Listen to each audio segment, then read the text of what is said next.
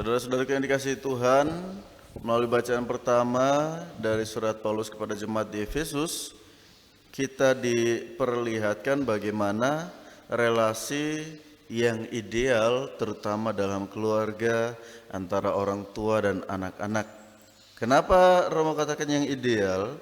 Karena diharapkan sebagai orang tua itu dapat mengasihi dan menuntun anak-anak mereka dalam relasi kasih. Nyatanya tak jarang orang tua yang melihat anak-anak mereka sebagai sebuah aset masa tua, yang artinya anak-anak harus dipersiapkan untuk mengasuh orang tua di masa tuanya.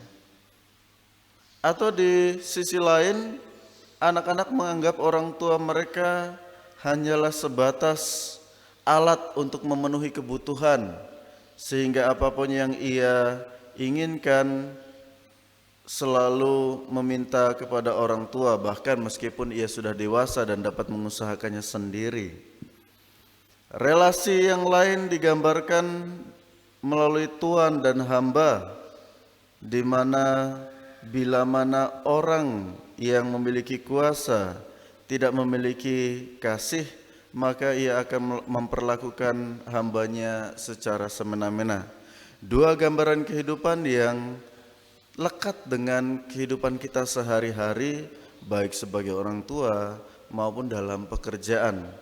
Pertanyaannya, apakah kita sungguh-sungguh memiliki kasih dalam hubungan baik dalam keluarga maupun dalam dunia pekerjaan? Terutama ketika kasih itu mulai pecah dan menjadi butiran-butiran kebencian yang semakin menyebar. Relasi menciptakan suatu situasi yang rasanya tak nyaman lagi.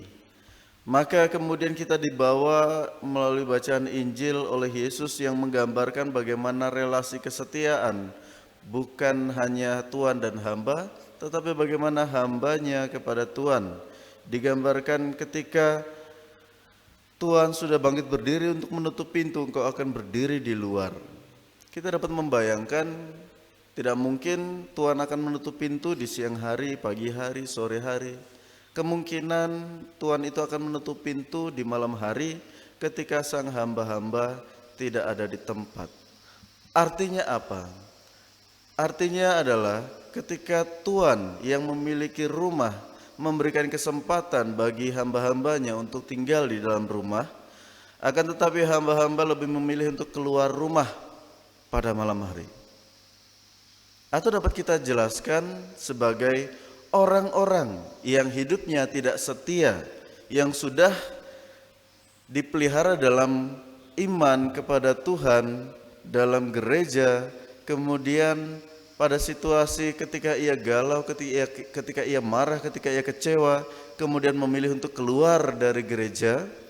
Inilah yang dikatakan oleh Yesus sebagai orang-orang yang berdiri di luar, atau lebih tegasnya memilih untuk berdiri di luar, sehingga ketika ia ingin kembali, sang tuan tidak mengenalinya, bukan karena sang tuan tidak mengenali, akan tetapi karena perbuatan hamba-hamba itu sendiri yang menolak untuk tinggal di dalam rumah tuannya itu. Maka saudara-saudara yang dikasihi Tuhan, senang maupun tidak senang tinggal di dalam rumah yang nyaman maupun memberikan tantangan, kesetiaan menjadi satu kunci bagi kita umat beriman untuk bisa merasakan kebahagiaan kekal. Kita masih berjuang di dunia ini, maka kita membutuhkan berkat Tuhan.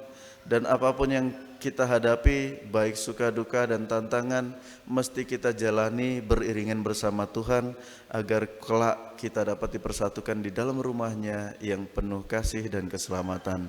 Semoga kasih Kristus menyertai kita. Amin.